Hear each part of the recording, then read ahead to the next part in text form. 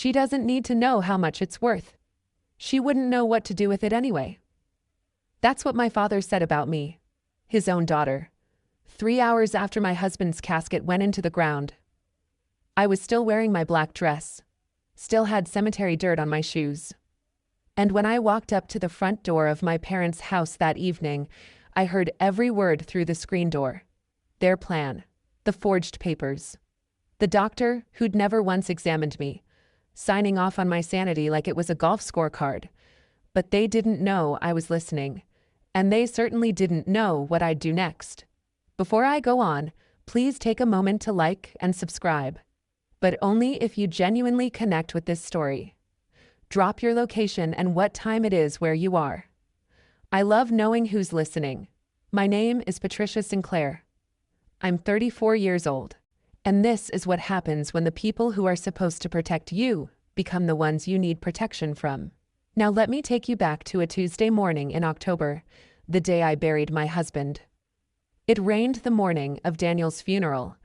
Not a downpour, just a thin, stubborn drizzle that clung to everything. The kind of rain that doesn't let you forget it's there. The church was small. White clapboard, scuffed pews, a crooked steeple on the edge of Braintree. Daniel would have liked it. He never wanted anything loud. About 40 people came. His co-workers from the software firm. Our neighbors on Elm Terrace. A few college friends who'd driven down from New Hampshire. Helen Marsh, my best friend since 9th grade, sat beside me in the front row and held my hand so tight her knuckles turned white. I kept looking at the back of the church. 3 seats on the left, the ones I'd mentally reserved for my parents and my sister Megan, stayed empty. No coats draped over them, no purses tucked beneath. I checked my phone under the hymnal. No missed calls, no texts. Nothing. Helen leaned over. Do you want me to call them? I shook my head. They know what day it is. The pastor said kind things about Daniel. 38 years old. Software engineer. Quiet. Steady. The kind of man who fixed your porch light without being asked. A heart condition nobody caught until it was too late. 2 weeks from his first chest pain to a pine box. We'd been married 8 years. He handled the bills, the taxes, the insurance. I handled everything else. The groceries, the appointments, the night terrors when his chest ached at 3 a.m. He used to say, "Patty, I've got the numbers. You've got me." And that was enough. That was the whole deal. After the burial, I stood by the grave in the rain. 40 people had come to say goodbye to my husband. None of them shared my last name before I got married. I didn't know yet why my family wasn't there. I told myself they were busy. I even felt guilty for not reminding them. I had no idea they were home, busy with something else entirely. The call came the next morning. I was still on the couch in yesterday's clothes when the phone rang. A 617 number I didn't recognize. Mrs. Sinclair? This is Daniel Kessler. I was your husband's estate attorney. Estate attorney. I didn't even know Daniel had one. I'd like to meet with you today if possible. There are documents that require your attention. I drove to a brownstone office near Copley Square. Brass nameplate. Tall windows.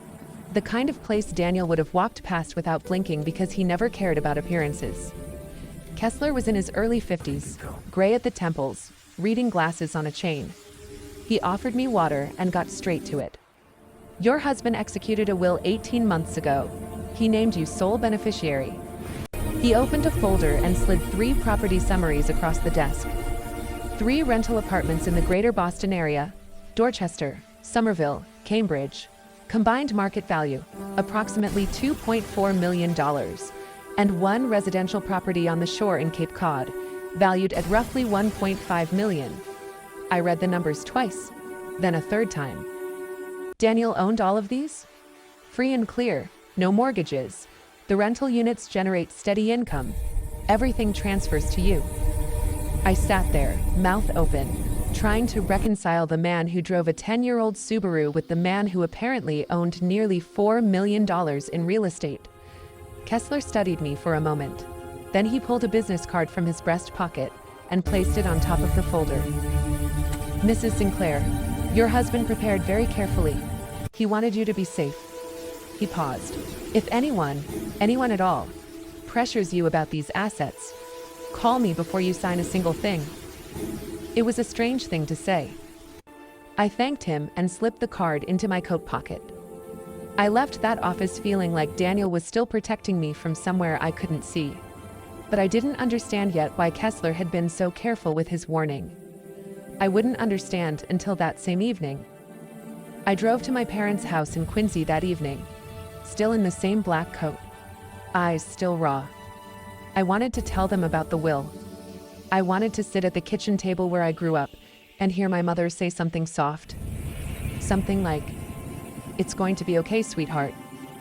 The porch light was on. I parked behind my father's truck and walked up the front steps. The screen door was latched, but the inner door was cracked open, the way my mother always left it when the house got warm from cooking. I reached for the handle. Then I heard my name. Patricia doesn't need to know the details yet. My father's voice. Low and firm, the way he sounds when he's running a conversation he doesn't want interrupted. I stopped. My hand hovered an inch from the screen. Kessler called me this afternoon. That was my father again. The son-in-law left her apartments, 3 of them, and a house on the Cape. Silence. Then Megan's voice. Sharp. Quick. How much? Close to 4 million? A longer silence. I could hear the mantel clock ticking through the door. Then Megan. She can't keep that money. She doesn't even know how to pay an electric bill. My father grunted. The kind of grunt that means agreement. I stood there on the porch, one hand still raised. The drizzle had stopped hours ago, but I was shaking like it hadn't. Inside that house were the only 3 people left in my family. And they were sitting around a table discussing my life like I was a line item on a spreadsheet. But the next sentence, the one from my mother, that was the one that changed everything. My mother's voice came through the screen door like a blade wrapped in silk. Daniel dying is the best thing that's happened to this family. Now we finally have a way out. I want you to sit with that sentence the way I had to. My husband, the man who brought my mother flowers on her birthday, who fixed my father's guttering every spring without being asked, had been dead for 16 days. And my mother called it the best thing. My knees almost buckled. But I stayed upright. I stayed quiet. My father picked up right where she left off. I talked to Feldman today. He'll sign a certificate. Grief disorder, psychological trauma, inability to manage financial decisions. We file for guardianship. Megan goes on as the appointed guardian. I already called a real estate agent in Barnstable about the Cape House. That was Megan. Casual, like she was ordering takeout. My mother again. Make sure you hide the paperwork. Patricia sees any of it and the whole thing falls apart. I stood on that porch for another minute. Maybe 2. My ears were ringing. My chest felt like someone had poured concrete into it. Then I did something I didn't plan. I pulled out my phone, opened the voice recorder, and pressed the red button. I held the phone near the crack in the door and let it listen. They kept talking. Details. Timelines. Who to call. How to keep me in the dark. After 2 more minutes, I pressed stop. I turned around, walked down the steps, got in my car, and drove away. I didn't knock. I didn't go inside. I didn't cry. I drove 30 minutes in total silence. No music. No tears. Just one question on a loop. How long had they been looking at me and seeing a wallet instead of a person? I sat at the kitchen table in the apartment Daniel and I had shared for 8 years. His coffee mug was still in the drying rack. The business card from Kessler sat in front of me, next to my phone with the recording on it. I called Helen at 11 at night. She picked up on the second ring. She always does when it's me. Patty, what happened? I told her. All of it. The empty seats at the funeral, Kessler's office, the porch, every sentence I'd heard through the screen door. Helen didn't interrupt. She didn't gasp or curse. She just listened. That's what makes Helen dangerous. She listens the way lawyers do, catching every thread. When I finished, her voice was steel. Patty, listen to me. Do not call your parents. Do not call Megan. First thing tomorrow, call Kessler. Then call me. I know what to do. Helen is a paralegal at a real estate and estate law firm in downtown Boston. She's spent 11 years around probate cases, guardianship filings, property disputes. She recognized what my family was doing before I even had the vocabulary for it. What they're describing, using a doctor to certify you as incapacitated without examining you, then filing for guardianship to control your assets. That's not a family disagreement, Patty. That's a felony. Forgery. Fraud. We treat it like one. I exhaled for what felt like the first time in hours. There's someone at the Norfolk County DA's office I've worked with, she continued. A detective. Specializes in financial fraud against vulnerable adults. His name is Ray Campos. If we need him, and I think we will, I can make the call. I stared at Daniel's coffee mug across the table. He used to say I was stronger than I thought. I didn't believe him then, but I was starting to. My mother called the next morning at 9:15. Her voice was warm, rehearsed, perfectly pitched. Sweetie, I've been thinking about you all night. Why didn't you come by yesterday? We waited for you. They waited for me.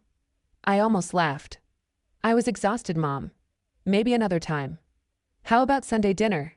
The whole family. Megan wants to see you. Your father has been worried sick. Worried.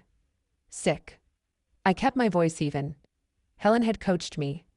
Act normal, don't tip them off. Buy time. Sure, Mom. Sunday works. Good. We love you, sweetheart. You shouldn't be going through this alone. I hung up and immediately dialed Kessler.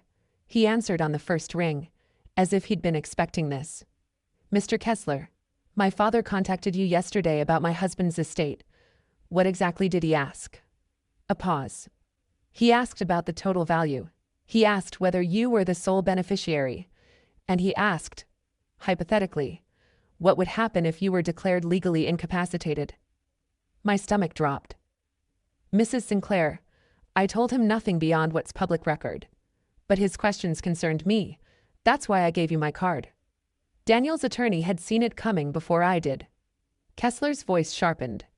If your father files for guardianship and you don't respond in time, a judge could grant a temporary order in as few as 14 days. You need to get ahead of this. I'm filing a preemptive objection today. Then he gave me one more name, Dr. Rebecca Winters.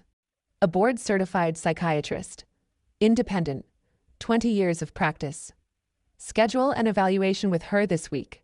If we have a legitimate psychiatric report confirming your full capacity, any filing based on a fraudulent certificate collapses on contact.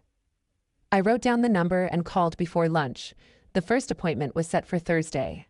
But I didn't know yet that Megan had already made her own calls. And she wasn't waiting for the court either.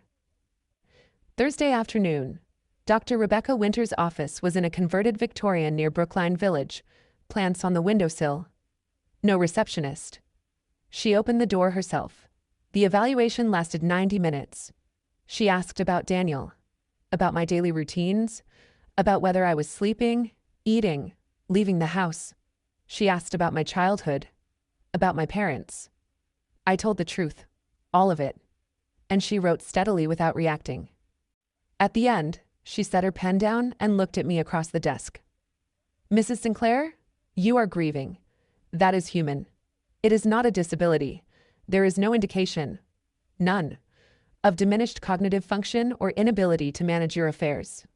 She signed the report, stamped it, handed me the original in a sealed envelope. Keep this somewhere safe. I drove home feeling like I could breathe for the first time in a week. A licensed psychiatrist, with 2 decades of practice, had just confirmed in writing what Daniel always told me. I was capable. I was sound. I was enough. What I didn't know, what Helen found out that same evening through a contact at Feldman's clinic, was that my father had visited Dr. Nathan Feldman that very afternoon. Same day, same city, different result entirely. Feldman, a family physician, not a psychiatrist, had signed a certificate declaring Patricia Harper Sinclair exhibiting severe grief disorder with marked inability to manage personal and financial affairs. He'd never met me, never scheduled an appointment with me, never once looked me in the eye. And here's the part that would matter most later. On Feldman's certificate, the line marked "Date of Patient Examination" was left completely blank. Because there was no examination, there was only a signature and a favor between golf partners. Sunday evening, I stood on the same porch where I'd overheard everything 5 days earlier. This time, I knocked. My father opened the door with a smile I'd never seen before. Too wide, too warm. He pulled out my chair at the dinner table. He poured my water. Gerald Harper had never poured anyone's water in 62 years. My mother had cooked chicken piccata, my favorite from when I was 12. The house smelled like lemon and butter. Megan hugged me in the hallway. Her perfume was expensive. Her credit card debt was more expensive. We sat. We ate. My father steered the conversation like a man parallel parking. Careful, deliberate, checking every angle. So, sweetheart, have you had a chance to sort through Daniel's things? Do you know what he left behind? I chewed slowly. The lawyer is still handling it. I don't really understand most of it yet. A look passed between my parents. Quick, almost invisible. But I caught it. Gerald leaned forward. Finances are complicated, sweetheart. Let your dad handle the lawyer stuff. You've got enough on your plate. Donna nodded. He's right, honey. You need to focus on healing. Megan said nothing. She stared at her phone. Halfway through dinner, I excused myself to use the bathroom. On the way back, I passed my father's home office. The door was ajar. On his desk, half hidden under a newspaper, sat a manila envelope stamped with the Norfolk County Court logo. I pulled out my phone and took a photo. 2 seconds. Then I walked back to the table and finished my chicken. Sitting at that table, watching 3 people I've known my whole life perform the role of a loving family, I kept thinking, how many dinners before this one were also a show? How many times did I sit in this exact chair and miss every cue? Have you ever looked back at a moment with your family and realized nothing was what you thought it was? I'd love to know. Share it in the comments. I don't think I'm the only one. I drove home and opened the photo. The envelope's return address, Norfolk Probate and Family Court. The stamp across the front, in RE, petition for guardianship. They'd already filed. Monday morning. I called Kessler before the coffee finished brewing. They've filed, I said. I saw the envelope last night. Norfolk Probate Court. He was quiet for 3 seconds. I heard keys clicking. I'm looking at it now. Gerald Harper, petitioner. Megan Harper, proposed guardian. Attached exhibit. A medical certificate signed by Dr. Nathan Feldman, stating you lack the mental capacity to manage your person and estate. Hearing it stated that way, in legal language, typed into a court system, assigned a case number, made it real in a way the porch conversation hadn't. This was no longer family talk. This was a court filing. The preliminary hearing is set for 14 days from the filing date, Kessler continued. That gives us until October 29th. If we don't respond before then, a judge could issue a temporary guardianship order. Megan would have legal authority over your finances within the hour. 14 days. That's all that stood between me and losing control of everything Daniel had built. I'm filing our objection this morning, Kessler said. Dr. Winter's report goes in as the primary exhibit. That alone should give the judge pause. I called Helen next. Good, she said. Kessler handles the court side. But there's a criminal side too, and that's where Campos comes in. I talked to him yesterday. He wants to hear the recording, and he wants Feldman's certificate. How do we get it? It was filed with the court. Campos can request a certified copy through official channels. He said he'll have it within a week. A week. The clock was already ticking on 14 days, and we needed 7 of them just to confirm what I already knew. That Feldman had signed a document about a patient he'd never seen. 14 days. I could feel every one of them. The call came on Wednesday, day 3 of the 14. A woman from Harborview Property Group, the management company that handled Daniel's Dorchester apartment, asked to speak with me. Her voice was careful, scripted. Mrs. Sinclair, I'm calling because we received a request yesterday from a woman identifying herself as your legal guardian. She asked us to redirect all rental income to a new bank account. I gripped the edge of the counter. What was her name? Megan Harper.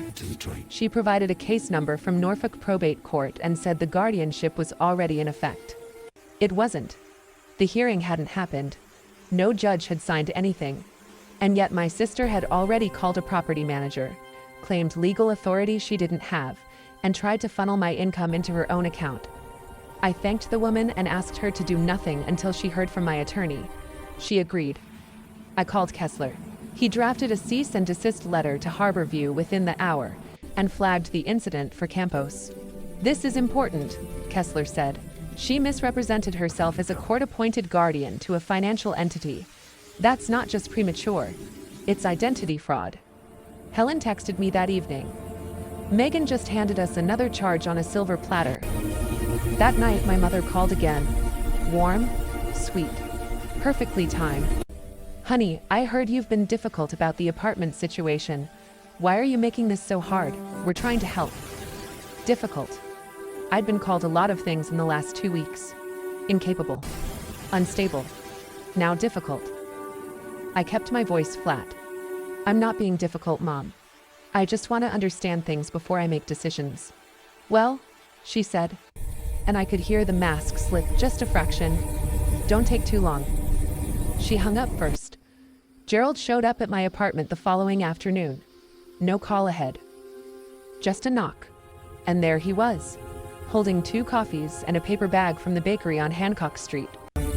Thought I'd check on my girl, he said, stepping inside before I could decide whether to let him. He sat at the kitchen table, Daniel's table, and made small talk for exactly 10 minutes. The weather, the neighbor's dog, a Red Sox trade he didn't actually care about. Then he reached into his jacket and pulled out a thin stack of papers. Listen, sweetheart, I had a lawyer draw these up. It's just a temporary power of attorney. Lets me handle the real estate paperwork for you. Property taxes are coming due. Insurance renewals. Things you shouldn't have to worry about right now.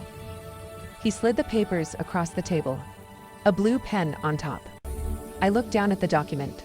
The header read, Durable General Power of Attorney. Not limited. Not temporary. General. It would give Gerald complete authority over every financial decision in my life. Dad, I need to read this first. Give me a few days? His jaw tightened. Patty, time matters here. There are bills. Deadlines. Daniel always told me to read before I sign. I think I should honor that. He couldn't argue with a dead man's advice. Not out loud, at least. He left the papers on the table and walked out without finishing his coffee. I photographed every page and sent them to Kessler. His reply came within an hour. Do not sign. This is a general POA with no restrictions. If you execute this, your father can sell every property by tomorrow morning. Also, the attorney who drafted this, Robert Voss, is a former business partner of your father's. This was coordinated. The pen was still sitting on top of the papers. Blue ink, uncapped. Ready for me to make the biggest mistake of my life. I capped it and put it in a drawer. Helen came over Friday night with her laptop and a yellow legal pad covered in notes. Sit down, she said. I pulled everything I could from public records, and it's worse than we thought. She turned the screen toward me. Gerald Harper. Second mortgage on the Quincy house. Outstanding balance. $320,000. Federal tax lien filed 8 months ago. $95,000. 2 delinquent credit lines. A pending collections notice from a contractor he'd stiffed on a roof repair. Your father is 5 months behind on the mortgage, Helen said. The bank sent a notice of default in August. She flipped the page. Megan Harper.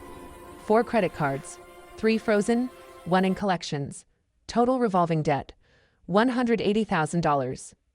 2 civil suits from creditors in the past 3 years. An eviction filing from a landlord in Weymouth that was settled out of court.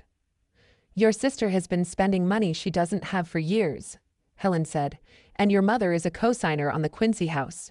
If Gerald loses it, Donna's out too. I stared at the numbers. Nearly $600,000 in combined debt. My family was drowning, and Daniel's estate was worth almost $4 million. The math wasn't complicated. I was their lifeboat. Helen closed the laptop and looked at me. Patty, they're not doing this because they think you can't manage money. They're doing this because they're desperate. You're the only exit they've got. I sat there for a long time, staring at the table. Daniel's table, where he used to spread out his spreadsheets and quietly, methodically, build something that could outlast him. He'd never told me about the debt. He'd never told me about a lot of things. But he'd made sure every asset was in my name. Only mine. Now I understood why. The text messages started arriving on Saturday, day 6. First, from a college friend named Angela. Hey Patty, Megan called me yesterday.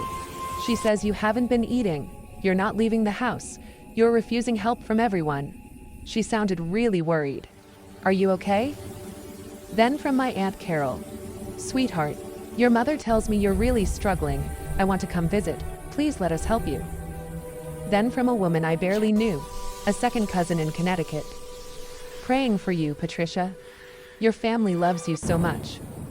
One by one, Megan was building a story, not to me, around me. A narrative carefully seeded across every contact she could reach. Patricia is falling apart.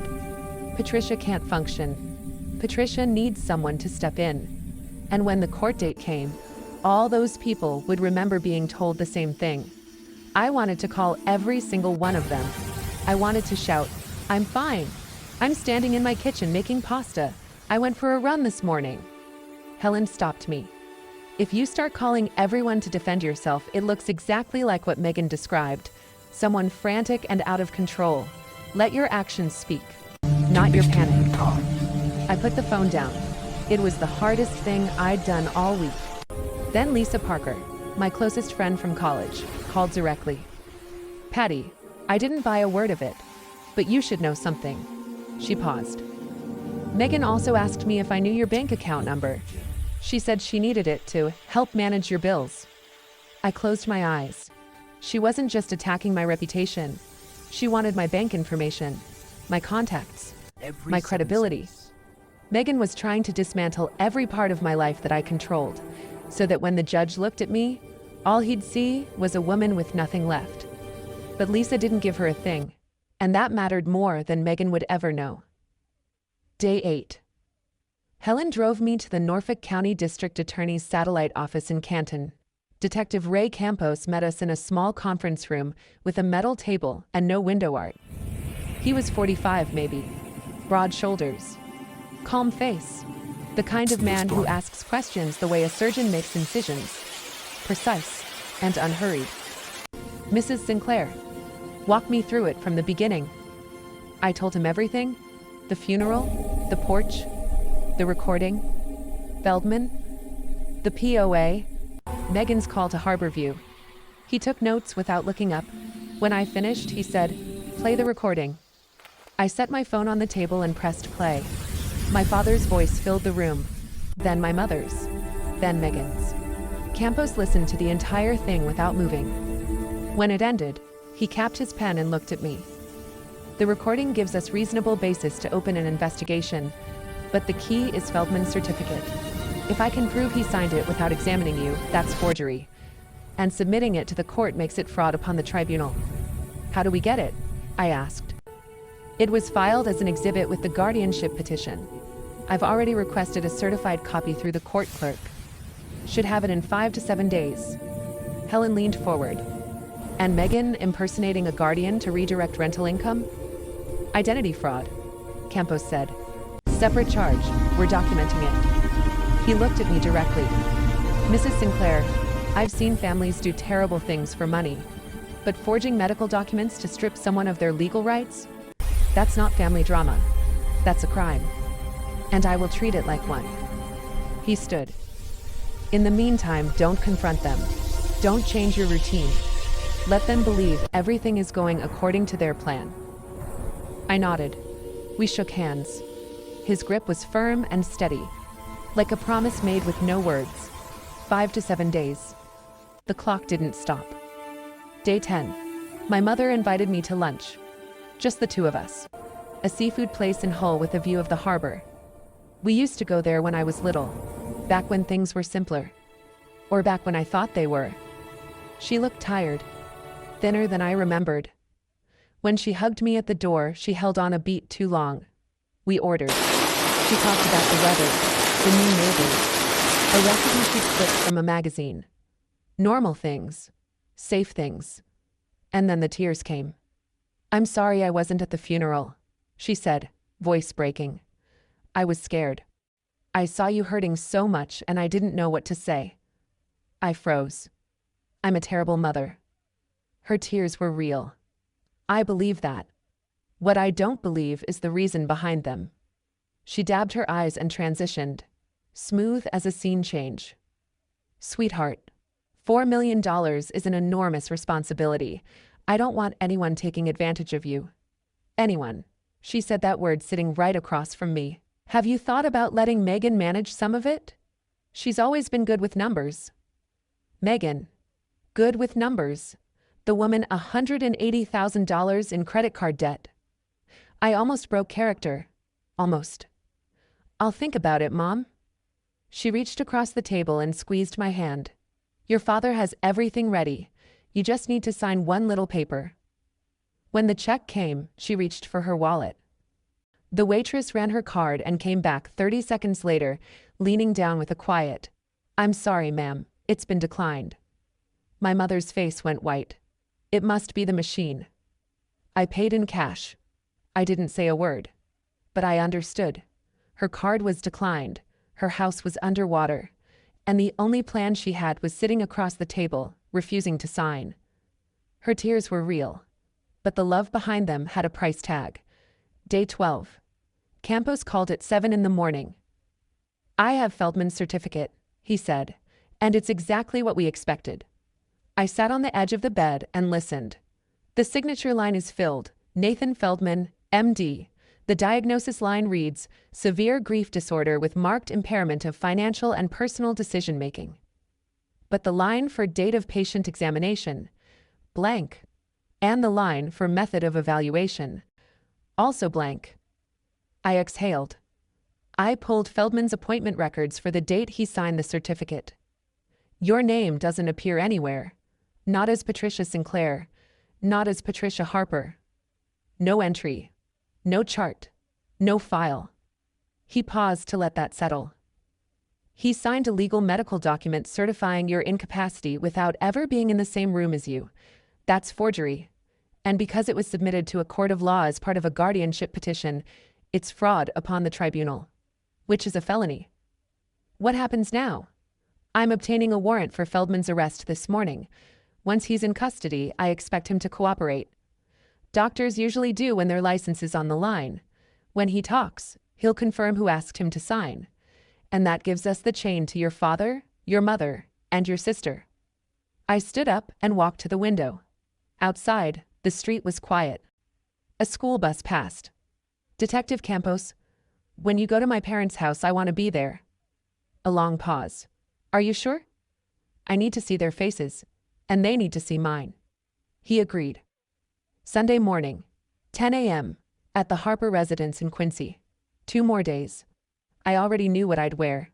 The same black coat I wore to Daniel's funeral. Not for mourning this time. For closing a chapter. Day 13. Gerald called that evening. The mask was off. "Patricia." Not sweetheart, not honey. Patricia. "I don't know who's been filling your head, but this little rebellion needs to stop. You need to sign the power of attorney." "No. I already filed with the court. The hearing is Monday. You're going to embarrass this family in front of a judge?" "I know you filed, Dad. My attorney told me." Silence. I could hear him breathing. Then, "You hired a lawyer? You think you know what you're doing?" "I think this conversation should end here. You've never managed a single thing in your life." His voice cracked. Not with sadness, with fury. "Daniel did everything for you. The bills, the taxes, the accounts, all of it. And now you think you can handle $4 million? You can't even—" "Dad." I kept my voice level. Flat. Like a wall. "If you were trying to help me, you wouldn't need a doctor to say I'm crazy." Dead air. 3 full seconds. "That doctor examined you." "No, he didn't, and we both know it." He hung up. I sat on the couch and stared at my hands. They were shaking. But not from fear.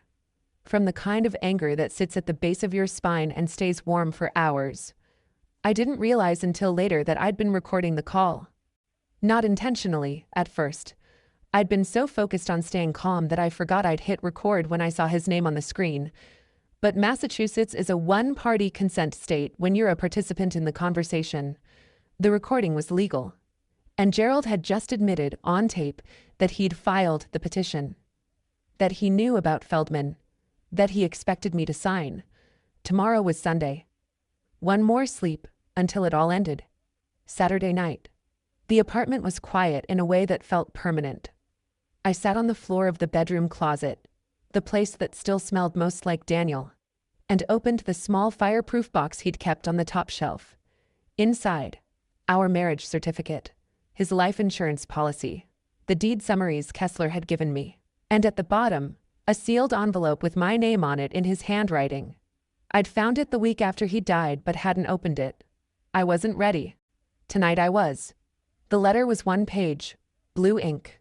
His handwriting was always too small, like he was trying to fit more into less space than anyone gave him.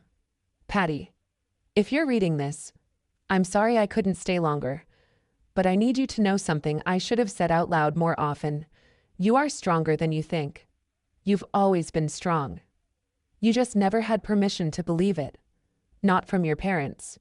Not from anyone. So here it is, in writing. I believe in you. I always did. Daniel. I folded the letter and pressed it to my chest. And then I cried.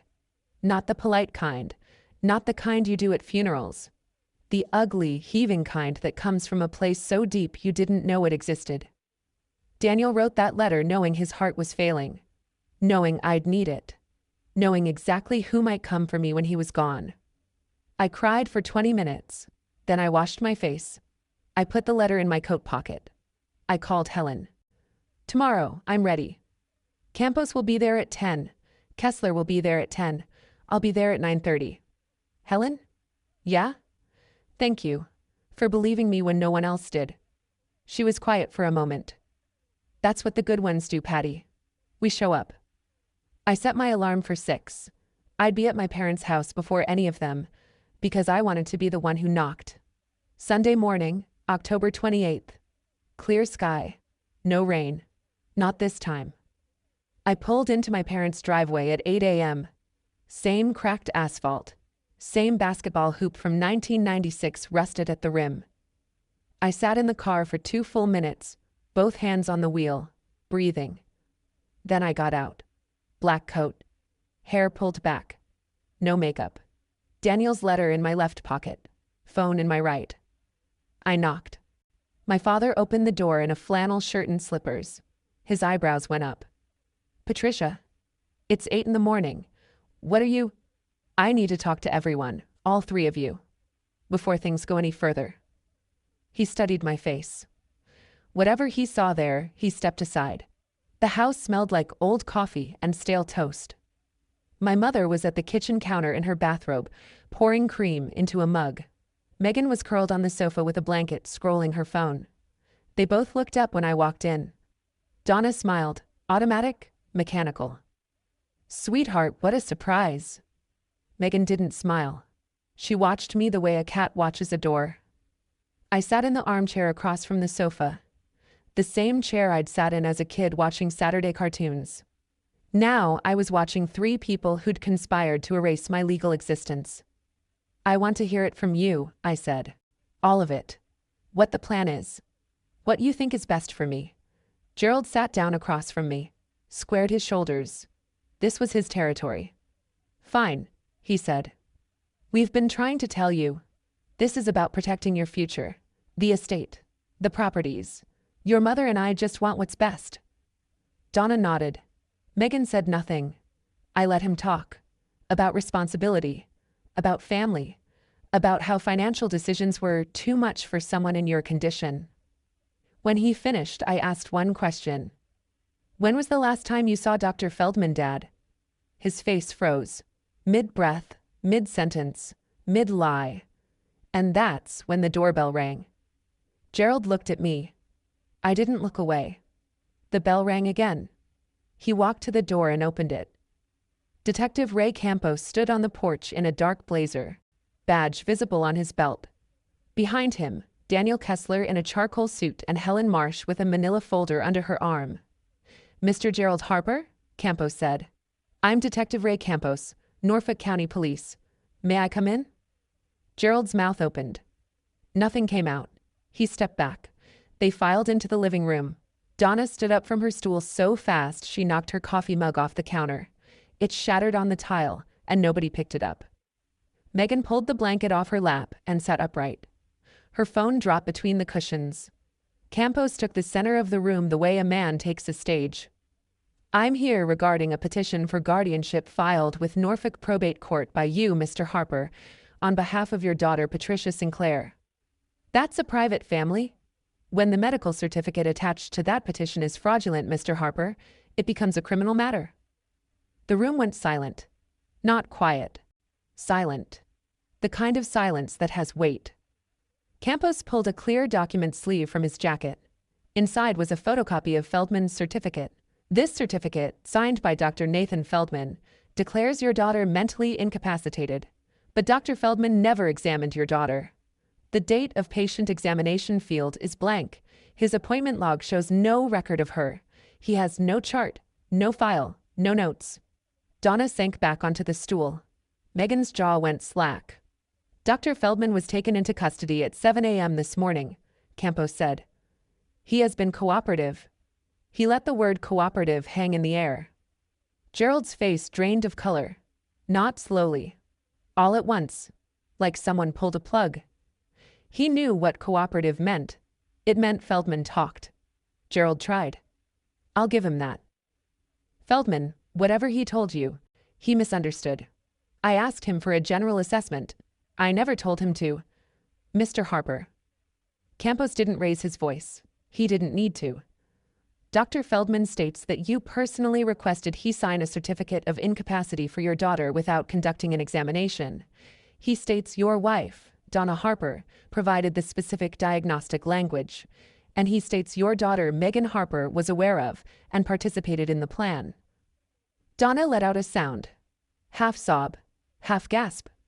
She pressed both hands to her mouth. Megan shot to her feet. "I didn't know about the doctor. This was Dad's idea. I had nothing to do with..." Gerald spun toward her. "You called the real estate agent before we even had the papers. You called the property manager pretending to be her guardian. Because you told me to." They turned on each other in under 10 seconds. Right there. In front of a detective, an attorney, and me. I stood up. The room went still. Everyone looked at me. My father mid-accusation, my mother mid-sob, my sister mid-excuse. Campos, Kessler, Helen. I spoke quietly, the way you speak when you want every word to land. I heard everything. The night of Daniel's funeral. I stood outside that door. I pointed to the front entrance, 5 feet away. And listened. I heard Dad say Feldman would sign the papers. I heard Megan say she'd already called an agent for the Cape House, and I heard Mom say. I looked directly at my mother. Daniel dying is the best thing that's happened to this family. Donna's face crumpled. "Patricia, I didn't mean..." "You said it, Mom, word for word. And I recorded it." Nobody moved. Nobody breathed. The broken coffee mug was still on the kitchen floor, and the silence was louder than anything any of them had ever said. "I'm not here for revenge," I said. "I'm here to tell you. I heard you. I know. And I choose not to forgive." Campos nodded toward the front door. 2 uniformed officers stepped inside. They'd been waiting on the porch the whole time. "Gerald Harper." Campos's voice was level, procedural. "You are under arrest for fraud upon the court, forgery of medical documents, and conspiracy to misappropriate assets through fraudulent guardianship. You have the right to remain silent. Anything you say can and will be used against you in a court of law." My father stood still while the officer placed the cuffs on him. He looked at me once. Not with anger. With something closer to disbelief. like he'd walked into a room he thought he owned and found every lock changed.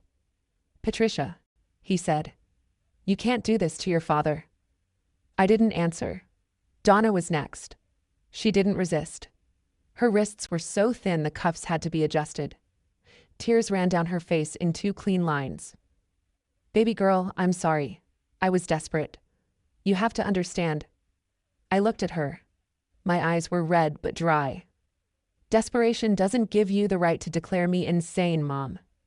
She had no answer for that. The officer led her toward the door. Campos turned to Megan. "Megan Harper, you are also under arrest for identity fraud, misrepresenting yourself as a court-appointed guardian to a financial entity, and attempted theft by deception." Megan's legs buckled. She grabbed the arm of the sofa. Patty, please, I just... Don't." One word. I didn't need to.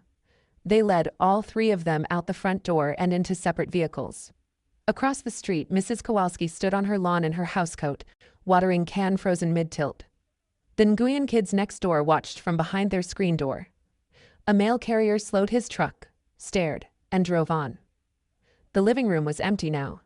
Just me, Helen, Kessler, and the smell of cold coffee and broken porcelain. Helen put her hand on my shoulder. She didn't say anything. She didn't have to. Helen drove. I sat in the passenger seat with my hands in my lap, staring at the road. We didn't talk for 15 minutes. She didn't turn on the radio. She just drove, and I just sat. And the world outside the windshield moved forward in a way that felt completely disconnected from whatever had just happened inside that house. "Finally," I said it. "I just sent my parents to jail." Helen didn't hesitate. "No, they sent themselves." I leaned my head against the window. The glass was cold. "You know the thing I keep thinking about? When I was 6, my dad taught me to ride a bike. In that same driveway. He held the back of the seat and ran beside me until I could balance on my own. He was laughing. I remember his laugh." Helen glanced at me. "Same hands," I said. "Same hands that held the seat. Those are the hands that signed a petition to take away my rights." She didn't try to comfort me with words. She reached over and squeezed my arm once, then put both hands back on the wheel. We pulled up to my apartment. She turned off the engine. "Patty, you don't need to be strong tonight. You just did one of the hardest things a person can do. If you need to fall apart, this is the night for it." I unbuckled my seatbelt and looked at her. "I've been falling apart for 3 weeks. I think tonight I just want to sleep." She nodded. "I'll check on you in the morning." I walked inside. The apartment was exactly the way I'd left it. Daniel's coffee mug still in the drying rack, the POA papers still on the table, the blue pen still in the drawer. Everything in place. Everything the same. But I was different. And there was no going back from that. 2 weeks passed. Kessler called on a Tuesday with the full update. Gerald Harper was formally indicted on 3 counts: fraud upon the court, criminal forgery, and conspiracy to misappropriate assets through fraudulent guardianship proceedings. He posted bail at $50,000, using the Quincy house as collateral, the same house that already had 2 mortgages on it. Donna Harper was indicted on 2 counts: conspiracy and accessory to fraud. She was released on her own recognizance but barred from contacting me by court order. No calls, no texts, no third-party messages. Megan Harper was charged with identity fraud and attempted theft by deception. Her passport was surrendered. She was prohibited from leaving the state of Massachusetts pending trial. Dr. Nathan Feldman had his medical license suspended, pending a full review by the Massachusetts Board of Registration in Medicine. He was charged with criminal forgery. He was cooperating with the prosecution in exchange for a possible reduced sentence. The guardianship petition was dismissed with prejudice. Permanently. No refiling. The judge's written order noted clear and compelling evidence of fraudulent medical certification and called the filing an abuse of the guardianship process. I was confirmed as the sole legal owner of all 4 properties. No conditions, no oversight, no guardian, just me. Kessler also mentioned one more thing. Robert Voss, the attorney who'd drafted the power of attorney Gerald brought to my apartment. was under investigation by the Massachusetts Board of Bar Overseers for his role in the scheme. "You're clear, Mrs. Sinclair," Kessler said. "Legally, financially, entirely. Your husband made sure of that. And you finished what he started." I thanked him and hung up. Then I sat at the kitchen table and stared at the wall for a very long time, not thinking, not planning, just sitting in a silence that, for the first time in weeks, didn't feel threatening. The call came 3 weeks later, an unfamiliar number. I almost let it go to voicemail. I wish I had. "Patricia," my mother's voice, small and cracked, like a cup that's been glued back together one too many times. "I know I'm not supposed to call, I know, but please, just 30 seconds. I should have hung up. I didn't. Your father is going to lose the house. The bank won't extend the loan. I don't know where I'm going to live, Patricia. I don't know what happens to me." I stood at the kitchen window, watching the branches of the oak trees sway against a gray sky. "Mom, you called me from a blocked number. You're violating a court order right now." "I know. I'm sorry. I'm sorry for all of it. I was wrong. Your father was wrong. We were desperate." "You were desperate," I said. "So you decided to have me declared mentally unfit. You wanted a doctor to write a piece of paper that said I couldn't think for myself. And then Megan would have sold everything Daniel left me. The apartments, the Cape house. Every single thing he built. And I'd be locked in a guardianship, unable to make a single decision about my own life." I paused. "Did you think about what would have happened to me?" "Nothing. Just the sound of her breathing. I don't hate you, Mom. But I can't trust you. And I won't let you close enough to make me question my own mind again." I heard her cry. Quiet. Measured. The kind of crying that knows it's lost. "Don't call again." I hung up. Then I called Kessler to report the contact violation. I didn't enjoy it. I didn't feel strong. I felt like someone who'd amputated something necessary and was learning to walk without it. But I was walking. That was the point. I spent the next few days undoing what Megan had built. Short emails, simple language, no drama. "Hi, Angela. I wanted to reach out and let you know I'm doing well. I have an attorney handling my affairs, and the situation Megan described to you was not accurate. I appreciate your concern. Patty." "Aunt Carol? Thank you for checking in. I'm okay. Things have been difficult, but I'm getting the help I need. The right kind. Love you." I sent 7 of those emails. I didn't explain the arrests. I didn't mention the court case. I didn't defend myself against Megan's narrative point by point. I just showed up, present, coherent, whole, and let that be the answer. Lisa called the same afternoon. "Patty, I knew from the second Megan opened her mouth that it was garbage. I'm glad you're okay." Aunt Carol called the next morning. "Sweetheart, I never believed that girl. She's been lying since she was 12 years old. You know that. We all know that." Not everyone had been fooled.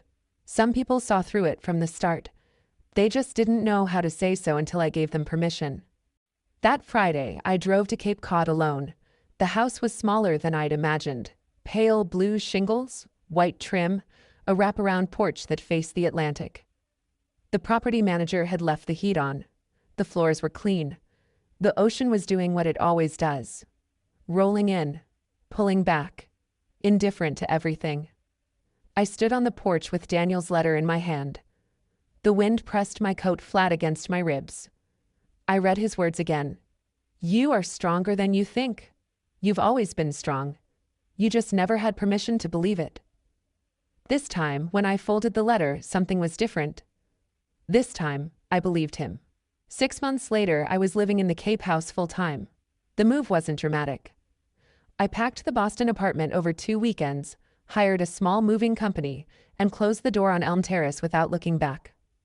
Daniel's coffee mug came with me. So did the fireproof box.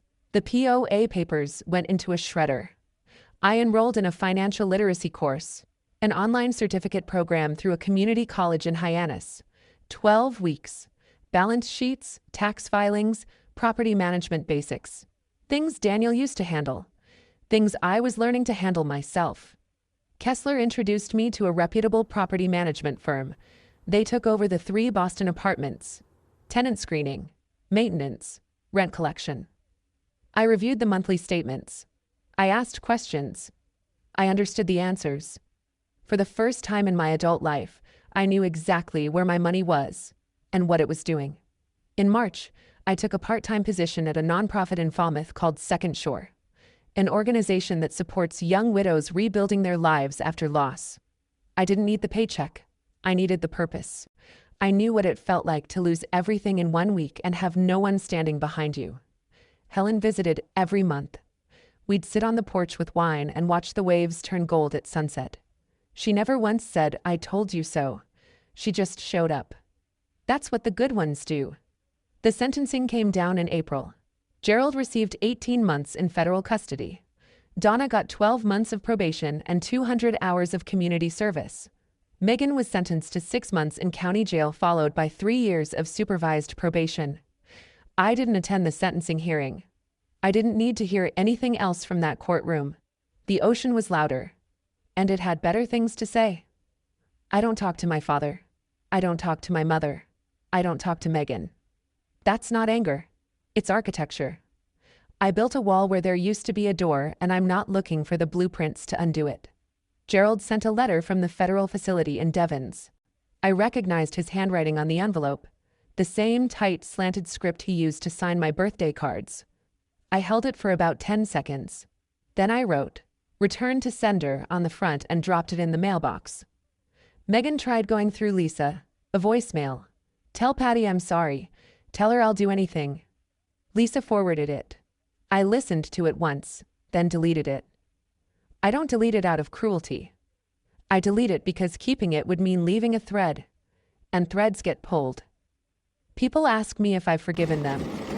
Friends, co-workers at Second Shore, even my therapist, gently, during our 3rd session. Here's what I've learned. Forgiveness is putting down the weight. It's choosing not to carry their choices on your back every morning. I'm working on that part. Some days are easier than others, but boundaries are different. Boundaries aren't about feelings. They're about safety. Forgiveness is internal. It's between me and the weight. Boundaries are external. They're between me and the people who put the weight there. I will not unlock the door. Not for apologies, not for tears, not for blood. Daniel wrote something in that letter that I come back to on the hard days.